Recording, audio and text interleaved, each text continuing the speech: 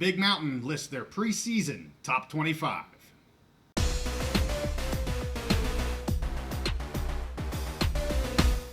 College football is back, and we're back on the Big Mountain. Hey, it's great to have you back on the mountain. I am JY, and this is my good friend Steve. We are going to give you the Big Mountain's preseason top 25. For those of you that know how we do this, Steve ranks his top 25. I rank my top 25. We actually did our top 30 to 35 because we weren't sure if we were going to have the same top 25. We averaged them out, and there becomes our Big Mountain top 25. So we did this last year. We did power rankings of all the Big Ten and Mountain West teams. We're going to do that again moving into this year, but this one is all of college football. Yep. Top preseason 25 for all of college football. And I think before we get into the top 25, let's talk about a few teams that maybe just missed our top 25 and what I'll call our honorable mentions, a team that you had in the top 25 that didn't make it, Yep. and a team that I had in the top 25 that didn't make it. So the just missed teams here are Boise State, Louisville, and West Virginia. We had them right in that 26-27 range, so we did have these teams just outside that 25, but they're sniffing the top 25, and we certainly can understand anybody that says, hey, what happened to the Mountaineers, and what we got you. We got them just missing. Steve, how about you give your honorable mention team, a team that I did not have ranked in my top 30? Yes, so I'll do that. Before I do, though, Okay. I do want to say, so everyone notices my hat here. Ooh. We were recording this the night before the Olympics starts, the night before the opening ceremony. Yes. So I'm super excited about the Olympics. As you well know, I get excited about this every 4 years. So anyways, just wanted to give a shout out. Go Team USA. Love this time of year. I love sports, and I'm a patriotic person. Served in the military 22 years, and I love seeing athletes go, not just for represent themselves or a school or a franchise, but represent their country. I think it's awesome. So go Team USA. Awesome. And like you said, we're going to talk about some honorable mentions. So Yeah. mine is Nebraska. I actually had them ranked within my top 25. I had them 23. You did not have them ranked at all. I think the biggest thing with Nebraska, I think they just have so much upside. I think they were a solid team last year. And as I've mentioned in some of our other videos, the big thing last year was they had absolutely atrocious quarterback play. Yeah. They had a turnover machine at quarterback. The rest of their team was actually pretty solid. They played good defense. They ran the ball okay. I see them being improved this year. I see them having at least somewhat improved quarterback play. So for me, I got them solidly. Well, not solidly, but just inside my top 25. Yeah. And, you being the Big Ten guy, you've maybe a better feel for them than what I do. I just had way too many teams that I had in front of them before I would have them in my top 25. And as I said, they actually didn't even make my list. Yeah. A team that I had in my top 25 that didn't make your list is Arizona. Yeah. Now, we all know what they did last year. We also all know what happened with their coach leaving and some transition there, but they still have a very solid team. So I did have them in my 25. I'm okay with them not being in the Big Mountain 25. They were in the 20s for me. Yeah. But, a team that I certainly have a little bit more upside, I think has more upside potential than maybe you thought. But when you're down here in that 25 area, a lot of teams you could be talking about. And we're going to talk later about, we had another half dozen teams that you and I had different, ranges in. But for the most part, we were pretty consensus. Yeah. And there was only two teams here, one for each of us, that one had in the top 25 and the other didn't. A little surprising, kind of as you got down to the 20s, that we didn't maybe have more larger differences. Now, we had some big differences. We'll tell you guys the schools that we definitely had ranked differently, but still within the top 25. So let's get to the Big Mountain top 25 preseason. And we'll go kind of 5 by 5 here. Okay. I'll get some of this up on the screen so people can see it as well. We both had the same number 25, believe it or not. Virginia Tech, I think they have a solid team. I think they're deserving to be in the top 25. Anything you want to say about them? Yeah, it doesn't surprise me. I mean, I kind of got to the end of my top 25. I was in the last few teams, and I was like, I got to get Virginia Tech in there. Yeah. They're surging, they're progressing, and I suspect it was something similar to you when you were kind of looking who are those on the bubble, and you just got to get them in there because we're expecting them, another year of improvement. Yeah, my 25 was Virginia Tech. My 26 was West Virginia. Yep. I'm almost flip a coin for me. Yep. But I agree with you. I like the trajectory of Virginia Tech here. 24, a team that we were off a little bit. So this is the third most different team in terms of our ranking, in terms of the spread of our ranking. Iowa, 24th on the Big Mountain. You had them at 22nd. I actually had them on the outside of the 25 at 28th. I can understand why they're in our top 25, but just a few schools that I like to give a little credence to before Iowa. But I think 24 is a good average here. Iowa last year, 10 win season. Obviously their offense was very poor, so they bring back a lot of players. If they're able to maintain the defense they had last year and able to just improve slightly on offense, they should be set up for a good season. And they got an easy schedule. Yes, for sure.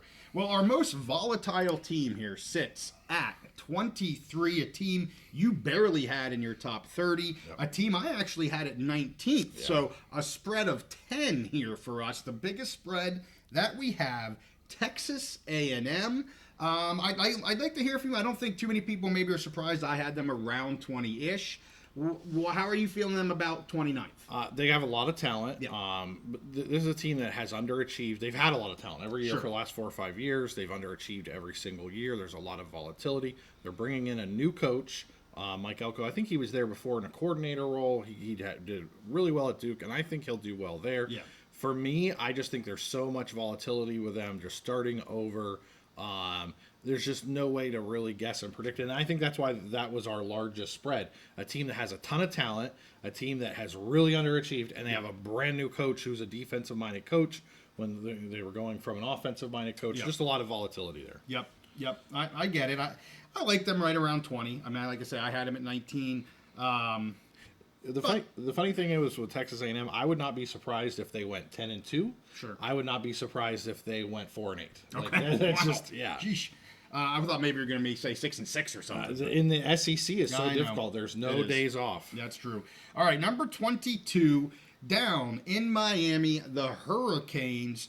We were pretty comparative here in terms of where we had them, but we have them 22nd overall. A strong team. I'm anxious to see what they do in the ACC this year. I think they are one of the top teams in the ACC this year. Again, knocking on the door of the top 20, but we don't have them quite into the top 20 yet.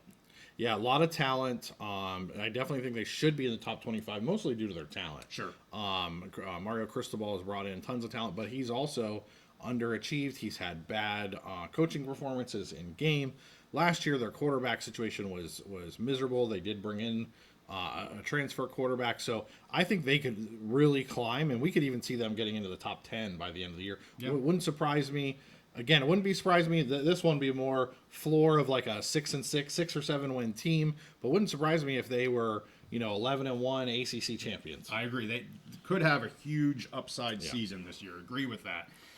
So a team maybe that moves forward, they're not going to be in our big mountain polls moving forward because they're in the ACC, but a team I think people need to be watching there. Another school that could make some noise is Kansas. We have them at 21. Again, we both were pretty similar here, just outside. We had them at 20, but right around 20. Very solid team. I really enjoyed what they did last year. I think they're able to probably build on that for the most part. But as we're starting to get into the top 20, you're really starting to get into some meat of some of these schools. And I think where we have them here at 21 is about right. Yeah, I agree with you. I mean, I really thought they should be in that top 25. They performed really well last year, especially on offense. Yep. Their offensive coordinator going to Penn State. We'll see how they do. And their quarterback, Daniels, I think is the last name, was fantastic last year. Was hurt, was injured. He's back this year. I think it's really interesting, and I'll tell you, they have an early season game against Illinois.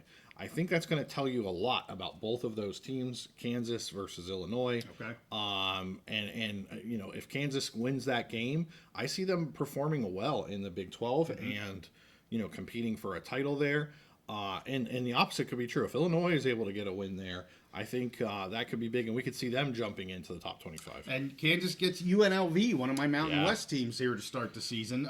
So we'll see what happens there with that. So getting into our top 20, a team that I honestly, Steve, I struggled with. I was maybe a little down on them compared to what you had them. You had them at 17th. I had them at 23. Another one of our bigger spreads here for a team. USC, and again, tons of talent. I just can't buy into them for whatever reason. They just always seem to disappoint for me. Maybe I'm jaded by the end of their season last year a little bit. But yeah, we have them at 20th. Do you think that's too low? Well, I had them at 17. So they're, obviously that's the average there. You have them at 23. I had them at 17. So 20 is probably fair. Huge upside with this team. They have all the talent in the world. Basically unlimited NIL budget. They have a coach who has a proven track record of working with quarterbacks and getting them to Heisman Trophy level play. Miller Moss looked fantastic in the bowl game last year. Yep. Loaded at the skill positions. The biggest question mark on them last year was their defense. Yes. Both you and I questioned their defense, and rightfully so, because they just did not perform at even a conference championship level, and really not at a national championship level. So, but they did bring over Danton Lynn from UCLA, a really highly regarded defensive coordinator. So for me, they have all the talent in the world. The question was their defense. Yeah. Defense didn't perform last year. They bring in a new coordinator. I think they have a ton of upside, and they could be I'm okay with where they're at now, but honestly, they could be a Big Ten and national championship contender based on the talent, but they got to toughen up and play some defense. Yeah, I don't see that. But hey, that's nice of you to say. I think there's too many other better schools, better just overall programs right now for this season in the Big Ten than USC. And I would kind of put USC, for me, USC and Texas A&M could have massive upsides. Yeah. We could have them by the end of the season. We look back and we're like, what the heck were we thinking at 20 and 23? There's just too many unknowns and question marks for you to go much higher right now with them. And so USC has I think it's the first week of the season. They play LSU in Vegas. And then I think in late September, Penn State travels to USC. Two huge games. We'll know a lot about them, by October 1st, I think. Pretty early on. So let's get to 19th, the second most biggest spread that we have here. You're pretty high on this team, NC State. And again, I had them in the top 25, but just barely. I have seen that there's definitely some folk out there that think this team is going to be pretty damn good this year. So I want you to tell me why I rated them too low and you rated them correctly. I think just, again, I see another level of just kind of taking the progress from last year to this year. They run the ball. They play great defense. They have fantastic coaching. Their roster has really come together. And, I look at them as probably the top 3 or 4 in the top, maybe the top 4 in talent-wise in the ACC. But coaching-wise, they may be right there, one or two. Their coach is fantastic. He is used to doing more with less, kind of the opposite of Lincoln Riley, basically. Sure. Yes, He does more with less. They're my dark horse candidate to win the ACC. They're just a good, solid team. They do all the things right that it takes to win football games. They might not be the flashiest. They're not going to get all the Sports Center headlines, but they just win football games, which, hey, you're playing in the ACC. I think they have a great chance, like I said, of representing the ACC, being in that ACC championship game, possibly getting in the college football playoff. Just a solid team. Another surprise team at 18 here, possibly Kansas State, on a great trajectory as well. I like watching this team. Talent levels is strong. We have them at 18th, and we were pretty consistent overall. I had them a little bit higher than you, but we wind up at 18th. And I'm anxious to see what this team can do, because I think there's some upward surprise here in this team as well. So how about OK State, 17? Ooh, man, that might upset some people. So we're going to talk about Utah, who's basically the odds-on favorite to win the Big 12. If Utah stumbles this year coming in, if the Cam Rising, once again cannot play or whatever, I could see Oklahoma State winning that conference, winning the Big 12. So I good upside for them. At the same time, I could see them being right in the middle of the pack with a Kansas and a Kansas State, all significantly behind Utah if Utah's firing at all cylinders. And we have those three teams real quick. 17, 18, and 21 is where we have them. So I think one of those teams, to your point, if Utah even just does what I think they're going to do, we'll get to Utah in a bit. I think one of those teams will kind of advance ahead, and then the others will maybe drop back a little. We just don't know really which one's going to be which, so we kind of have them grouped fairly similarly. 16th, just out of the top 15, we've got Oklahoma. I had them at 15. You had them at 18. We'll see what happens moving over to the SEC. Yeah. It's going to be very interesting to see how they handle that. I mean, what are your thoughts on them moving over? I just see them as a solid kind of middle of the road team. I think they'll play okay in the SEC. They really like their new quarterback that's coming in. I mean, they liked him enough to basically show Dylan Gabriel the door, who's probably going to go and be the starting quarterback for a national title contender. Yeah. So I just a solid team. I think they'll acquit themselves fine in the SEC, but I don't see them as a national championship contender. I don't see them contending in the SEC. Just a fine team, just a solid team. I understand. So 15, one of the schools we talk about a little bit here because we follow the ACC lawsuits. We have the Clemson Tigers right at 15. You and I were very consistent in where we had them. We both think they are the second best team in the ACC, at least preseason. Of course, I know you're pretty heavy on NC State, and we also talked about Miami as well. But for now, this maybe the safest pick to have as number 2 would be Clemson, and we have them at 15. Yeah. So here's the thing about Clemson. The last couple years, they've struggled on the field. I think mostly because Dabo basically refused to go into the portal when teams like Florida State were just making their living going into the portal.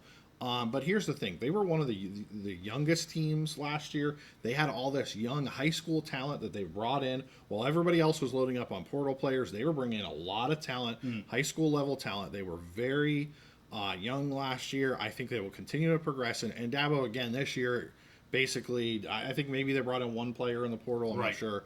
But I think, I think this year might be the year where he can say, oh, my way is better because that high school talent is going up. But is that really a better way? You have to wait for your high school talent to cycle through. Right. We'll see. I had them at 15 and I had NC State at 16. Yep. Both of them, I see those two teams as the dark horse behind Florida State as the odds-on favorite for ACC. Yeah, good point. You did have them right next to each other. It's not where I had them, so we have them separated, but that is where you had them.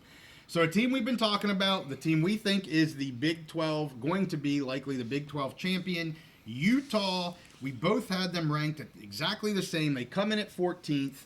I'm high on Utah. Anybody that has seen us, especially last year when we picked, I love picking the Utes. I think they're just an underrated team year after year after year. I'm anxious to see what's going to happen with rising back. A fantastic talent, a man at this point. I mean, he's a man. They're all men, but he's an NFL man at this point. He's a grown-ass man. He's a grown-ass man. So, I'm anxious to see how Utah is going to do here in the Big 12. I am very anxious for this season for the Utes. I see them just continuing, steady Eddie team, continuing where they left off in the pack, just being a really good team, playing good defense. The biggest issue last year is their offense. They couldn't put points on the board to win games. They couldn't count on that offense without Cam Rising. He's supposedly back. Right. Last year there were times where he was supposed to be back and it wasn't. Right. So we'll see how that goes. But if he's back, I think, to me, they will be, I'm not going to say they're going to coast through the Big 12, but I think they will all year look like the significant favorite. Yes. They will look like kind of boys among men a little bit. And I'm going to give a little tease. We're going to do a college football playoff episode. Yep. And I'm going to tease it right now and give one little preview is I have Utah in the winning the Big 12 and getting into the college football playoff this year. Okay, so we're dropping this on a Monday. We're going to get that college football playoff episode out on Thursday. So check us out if you want to see where Steve and I think the playoff is going to end up. But we're still talking preseason 25, so we're going to get to, what are we at, 13, Tennessee. A team that has been phenomenal. Again, another team I like to watch. I think has upside surprise potential here. I'm anxious to see if, we're starting here in the top 13, 12 or 13. We're getting to teams that maybe some of us have in the college football playoffs now at this point. Yep. So maybe a Tennessee, a Utah, if they win the Big 12, clearly they're going to be in. But maybe a Tennessee, maybe a Clemson. We'll have to wait and see what we do with that. But a team that I think could surprise. I love this team. Yeah, totally loaded with talent. Yep. Josh Heupel, I think, is fantastic offensive offensive-minded head coach. Last year, their offense wasn't quite as great as it was the year before. I think they'll take a step forward this year. They have a 5-star quarterback that kind of sat the bench, redshirted last year. I believe he redshirted. Everyone thinks the world of him. People that I trust when they evaluate quarterbacks think he might actually be the number 1 quarterback in the country this year. Wow. They got tons of talent. I have a hard time seeing them beat Georgia. We'll see. Right. But I see them beating Alabama this year. I see them beating Florida, definitely, and being right there in the mix to maybe get into the SEC championship game and also compete for, if the SEC is able to get a third or fourth CFP team, I think they'll be right there in the mix for that. I mean, you got to think the SEC is going to have 3. Personally, I think they'll probably have 4. Probably. In the playoff, but we'll get to that. So top 12, the dozen here, we have LSU sitting at 12th. I actually had them at 10th. They were in my top 10. Another team that you just got to like, very solid team. And again, another team, as we talk college football playoff, they're right there on the bubble. We'll see if we have them in or not. How are you thinking about LSU? Tons of talent. Okay, this team is an enigma to me because if you just talk about talent, 5 stars and 4 stars across the board, you'd think this is a 5-star team or a top 5 team. Right. But last year their defense was just awful at times.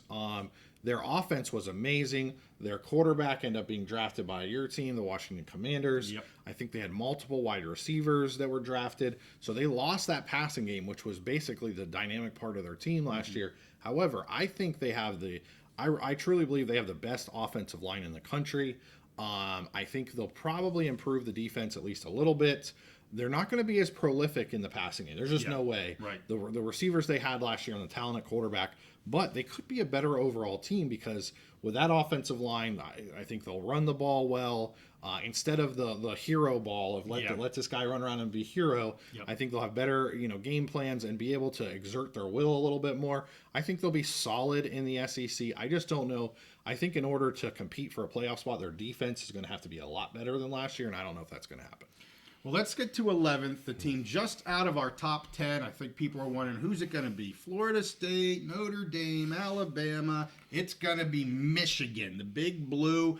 I don't think some Michigan fans maybe like us putting that at 11th. I'll tell you, for me, I just feel like right here around 10th, 11th is the safe spot for me to do a preseason poll for them because of just the massive transition that they're having. Still a great program. Tons of talent, all that kind of jazz. But they're coming off such a high, and they built to get to that high for so long. Yep. There's going to be a drop-off. I think the question is, what is that drop-off going to look like? And I think at 10th, for us doing a preseason poll, or 11th, I'm sorry, it's pretty safe. And could they be a little higher? Yeah. Could they be lower? Maybe. So what are you thinking? I mean, 11th, when you look at it, it's a borderline college football playoff team, which that just seems like that's where they're at. Sure. Like you mentioned, they lost their offense. They lost their head coach. They lost their a lot of their staff. Yep. They lost their quarterback, who was their first or second round pick in the NFL. Mm-hmm. They're going to run the ball. They're going to run the ball well. They're going to play good defense. The question with them is, what kind of quarterback play are they going to get? What kind of offense are they going to get? We'll see. And again, I think right where we have them is perfect. A borderline team. I could see them. They're not going to be as good as last year. There's just no way. No. But I could still see them competing, maybe getting to the Big Ten title game, or maybe just finishing just a little bit out of that. But still, if the Big Ten was able to get, let's say a third or fourth spot in the playoff, they would be lined up well. I see them as a 9-10 win team this year. We'll see how that shakes out. So I like them where we got them. Yep, definitely I have them borderline CFP as well. So let's get to our top 10, the nitty gritty. Who most likely most of these teams, maybe all of these teams, you're going to hear us talk about in our playoff episode. So number 10, we've got Florida State, the Seminoles. We were a little different here. You had them at 8th, a little higher than me. I had them at 12th. I had them out of the top 10. But I'll tell you what, I'm excited to see what's going to happen at the quarterback here. Ugalele. Yes. Am I saying that right? I don't know. Something like that. That's how I say it. And we mentioned last year, you said it, when we were covering the playoffs and things about that defense. Yes. In your mind, the number one defense in the nation last year, still going to have a very strong defense going into this year. I like this team, and I like them sitting here at 10th. I'll be honest with you. Yeah, I think they lost a lot of players from that defense. Went to the NFL, but they have talent all over the place. Yep. I think they'll still be very good on defense. They'll be very good on both sides of the ball. And then here's the thing: is DJ Ugalele? I say Ugalele. Yeah, Ugalele. Yeah, I don't know. The thing is I don't think that they're going to expect him to come in and play hero ball. I think just come in, keep the offense moving. They can navigate their way through this ACC schedule. Yes. To me, the talent they have, the coaching, bringing in an experienced quarterback that's not going to be asked to save the world. I just have them as my odds-on favorite to win the ACC, represent the ACC in the college football playoff. They're just a very talented team. I agree. They're my odds-on favorite to win the ACC and get into the playoff. The playoff they are still very, very angry about that they were not in last year. Unless some craziness happens, rest assured, I do believe FSU will be in the playoff this year, and then they can, win the championship if you're ready. You need a chip in a chair. We think they'll have one. And as you mentioned, very, kind of yin and yang from Clemson to FSU. I mean, FSU using, and you mentioned it when you talked about Clemson, using the transfer portal and just bolstering. They have a super solid base, and they just add those couple pieces they need to make themselves a national contender, at least in the conversation for that. That's how they do it. And I think for this year, it's another year that we should be talking about them as a national contender. So a team that we had, at least for the top 10, our biggest discrepancy here, the team at number 9, that being Alabama. We all know good old Nick Saban is gone. And we all know how great of an in-game coach, and just a coach in general, but an in-game coach Nick Saban was. Again, the difference here, I had them all the way up at 6th. You had them just out of the top 10 at 11th. And another team, and I'll kind of put that almost like with Michigan, where exactly are they going to end up? They're just so freaking loaded with talent. I don't see them being out of the top 10. So, again, I had them at 6. I still think 9th for me is a little low, but where are you at with them? So it's funny you mentioned Michigan. I had Michigan at 10 and Alabama at 11. Yeah. I feel same story with them. Yeah. Here's the thing.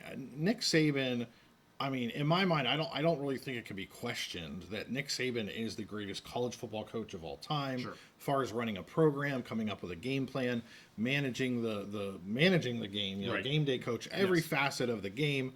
And he has had his fingerprints on all parts of it, and they are changing over to a new coach. Kyle DeBoer, I like him. I think he will do well there. Agreed. He's hit the ground running with recruiting. Yep. They have tons of talent. I just think there's going to be a, kind of like with Michigan, there's going to be that adjustment period.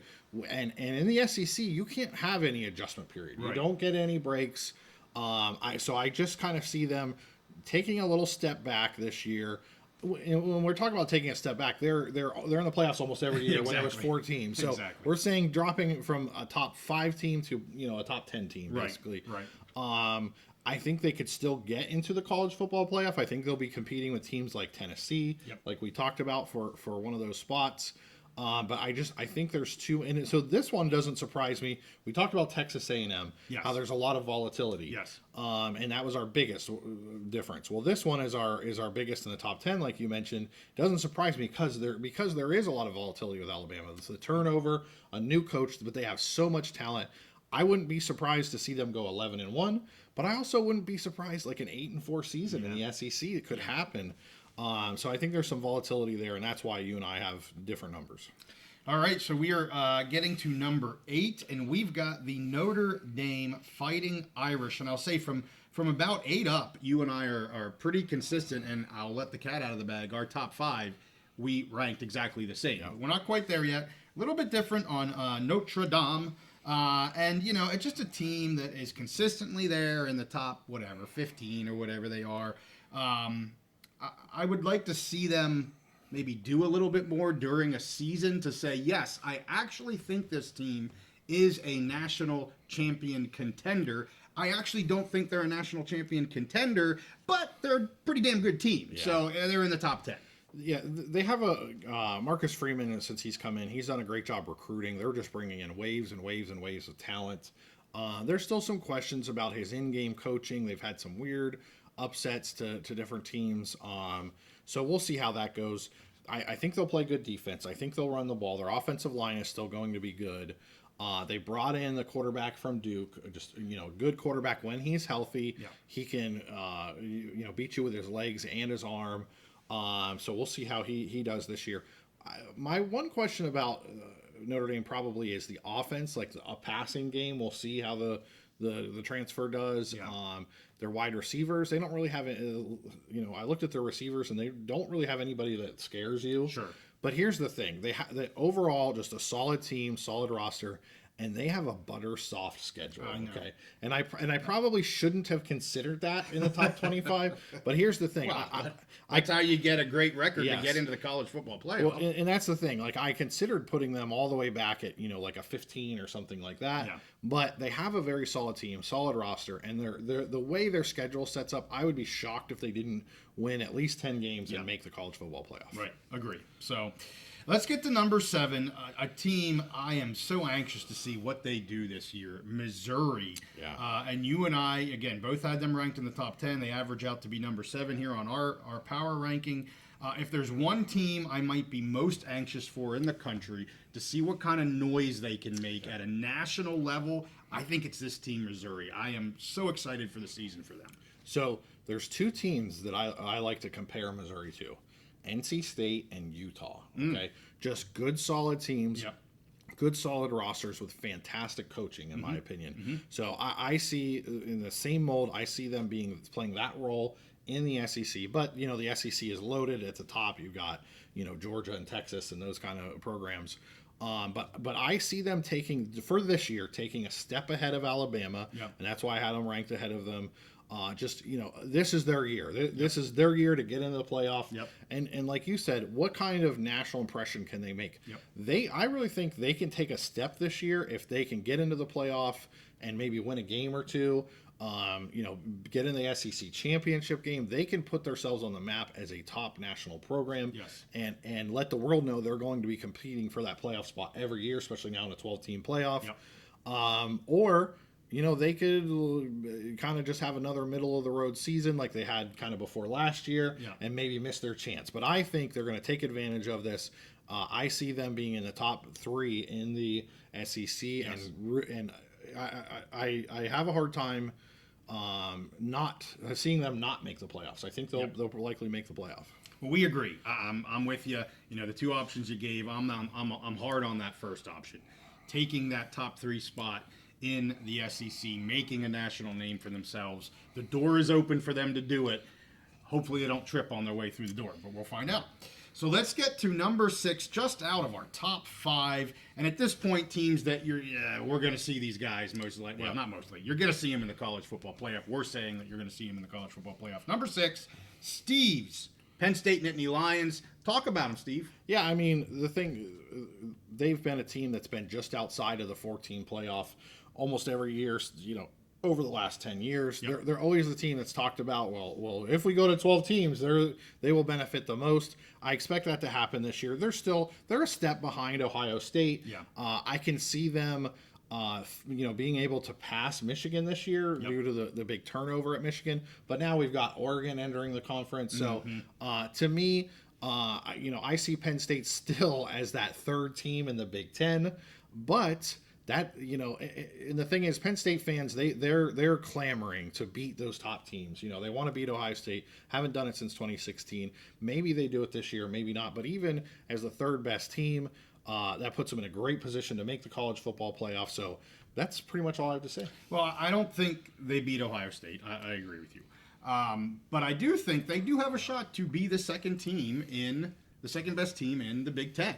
Of course, you got Michigan, you got Oregon. But I think Penn State does have a solid chance to be that second team behind Ohio State. What's interesting is Ohio State this year plays at Oregon, they play at Penn State. Yeah. There's a very good chance that, and then they host Michigan. So there's a chance that basically, Ohio State could beat both teams on the road, but those two teams could be the next two teams, and then someone's going to have to decide who gets a second shot at them in the Big Ten championship game. True. That's an interesting scenario that could play out. Yes. So let's get to our top 5. Number 5, and again, as I said, we agreed 1, 2, 3, 4, 5, or 5, 4, 3, 2, 1, complete agreement. So we don't have to fight about this at all. We know the top 5. Ole Miss. And I almost like Missouri for me. This is another team that I'm like, oh my goodness, just get this season started. I'm anxious to see what this team can do. The sky's the limit. Bust through the door and let's do this. Yeah, I totally agree with you. And I also compare them to Missouri, but with maybe a +1 on the talent level, because they've been able to use the portal the last year and this year, similar to Florida State. They did have one big loss in the portal, but they brought in a lot of other players. They have a great NIL budget, and I really think they're kind of taking that Florida State approach, bringing in a lot of good talent at the high school level, but mixing in some really key players in the transfer portal. I see them competing. I don't know that this is the year that they win the SEC, but I see them competing to get into that SEC championship game. I think Lane Kiffin's done a great job. He's a great offensive coach, great offensive mind.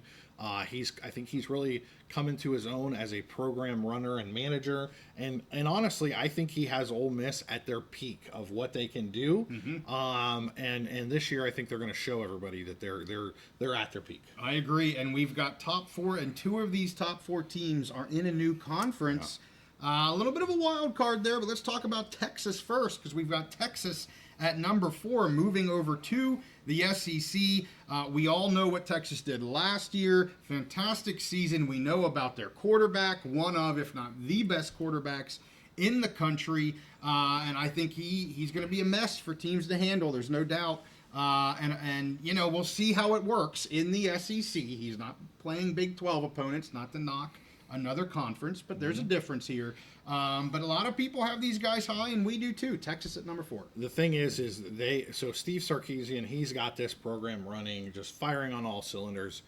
They are absolutely loaded at every level with young talent plus experience. They brought back Quinn Ewers, who will be one of the Heisman Trophy favorites. For sure. Great quarterback. They did lose some talent at the wide receiver position, but they're great at the lines of scrimmage.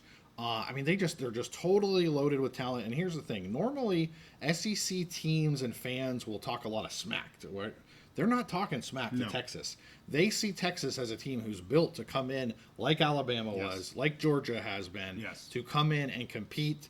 And to me, from day one, they're already at that level of a Georgia and Alabama. We'll see. I think Georgia travels to Texas early in the season. I honestly think that will most likely. If the game is close, then I think the SEC championship game will likely be a repeat of that. Right. They're a fantastic team. There's not much else to say. Yeah. So let's get to our top 3. I don't think it'll be too much of a surprise here who's number 3. We'll see what people have to say about our 1 and 2. But number 3, the Oregon Ducks, just another stacked team. My goodness. If you're going to move to a conference and you want to stack the deck, they're about as stacked as you can possibly get. I know something we've talked about, Steve, is how do they hold up, especially on those lines, moving from a pack type of schedule and play to a Big Ten type of schedule, and the way the Big Ten plays. Can their lines hold up? But man, they are stacked with some talent here. Absolutely. And honestly, if there's one team from the pack that was built to compete in the Big Ten, it's Oregon. They have had the best lines, on the line of scrimmage in the last few years in the pack. I think they'll mostly be fine. It's more of, is there going to be a shock to that, every week playing that play style? Right. Last year they were loaded. They were a really good team. Honestly, if they could have gotten past the Washington Huskies, they maybe could have won the national championship. Sure. So great team. Yes, they lose Bo Nix, but they bring in Dylan Gabriel, who has, I think, the most starts in the country of any starting quarterback. And again, just completely loaded roster. They've used the NIL. I think they're getting that good Nike money to bring in players. So they've brought in transfers. They brought in the really good cornerback. I think Muhammad from Washington Huskies last year. Yes. Fantastic. He's amazing. Really good, yes. Was probably the best defensive player for the Huskies last year. Amazing. They just bring him right over. They bring in just a plug-and-play starting quarterback. I think they're ready to compete. Can they beat Ohio State? Who knows? They get a chance to host Ohio State. Yeah. I mean, really, to me, that is the game of the year. And we're gonna do matchups and stuff later on. Sure. But that's the game of the year. They can really prove themselves. They get to host Ohio State, one of the best teams in the country, and really show. And even if they don't win that game, if they're just neck and neck, kind of like they were with the Huskies last year, I think it really just shows what level they're at. Well, let's talk about our 1 and 2. Our number 1, Ohio State, the Buckeyes, we both agree and had them at 1, and the Georgia Bulldogs at 2. To me, the clear 1 and 2. I mean, we can talk about Oregon all you want. You can talk about Texas and all these other teams, and they're pretty damn good. But for me, the 1 and 2 teams are the juggernauts of the nation, and to me, I see no reason why these two teams don't probably end up in the championship game at the end. Now, there's a lot of football that needs to be played, but they are so darn good. They're just a step ahead, and for me, of everyone else, I have Ohio State number 1. We've talked about how I think this is absolutely the make or break year for their coaching staff and Day. I'm appreciative of of how he coaches. He has a fully stacked lineup. If he can't do it, he will be gone, but I think he can. And so they're my number 1 team. And the Georgia Bulldogs, my goodness, they're just year after year, just replenish. We're the juggernaut, and we're not going away. Yep. But I just have Ohio, for whatever reason, I just have Ohio State to be slightly better than the Bulldogs. Yeah, these are the only 2 teams that I even considered for that number 1 spot. Oh, for sure, yes. They're just both on paper are just loaded. Their track record, everything. It's just very clear these are the 2 most talented teams in the country, and they really don't have any weaknesses on paper. So I'm not going to talk a lot about Georgia. We put them in number 2, but they could very easily win the national championship. Totally, it's just absolutely more of a coin flip. I do want to talk about Ohio State. There's a couple points I want to make with them. One, Urban Meyer, who came to Ohio State and built this program, really, the new version, the modern version of the Ohio State Buckeyes. He came in and won some national championships. It was just phenomenal in his years there. He says this year's team is the best Ohio State team that he's ever seen. Better than any of the teams that he's put together. So, a lot of people like to criticize Ryan Day, say he was born on third base, but says he hit a triple or whatever. Yeah. It is what it is, but they are built to win this year. They have all the talent in the world. They've used the transfer portal. They brought in really good SEC players. They poached from top SEC programs, brought in players.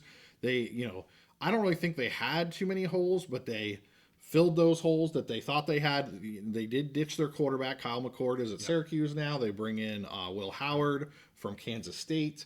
And so I don't know that Will Howard is necessarily an improvement over Kyle McCord, at least throwing the ball. Right. But here's my second point on Ohio State is I think they are going to have a change in strategy last year. The last 3 years, they've gotten manhandled by Michigan. They got run over.